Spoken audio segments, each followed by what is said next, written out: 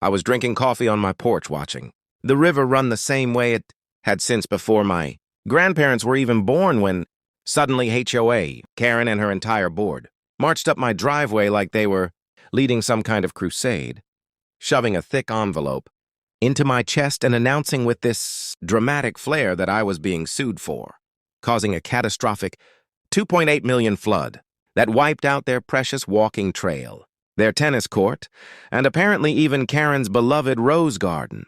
And while I tried not to laugh, she went on and on about how my irresponsible diversion of the river flow was to blame, which was insane because the river doesn't even touch my land. There's a county-owned buffer zone between us that literally exists to prevent exactly this kind of nonsense.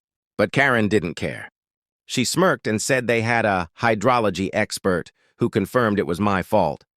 So they were taking me down legally, and something in me snapped from disbelief to pure amusement because they clearly had no idea.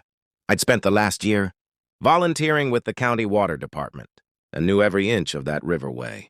So instead of panicking, I pulled out the easements, watershed maps, and flow studies I kept in a binder. Yeah, I'm that guy, and when we went to mediation, their so-called expert folded instantly because the documents proved the flood originated on their land due to a blocked drainage pipe they ignored for years.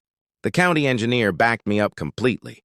The mediator shut down their entire argument in under 3 minutes, and the HOA was slapped with the entire bill plus penalties for filing a fraudulent claim.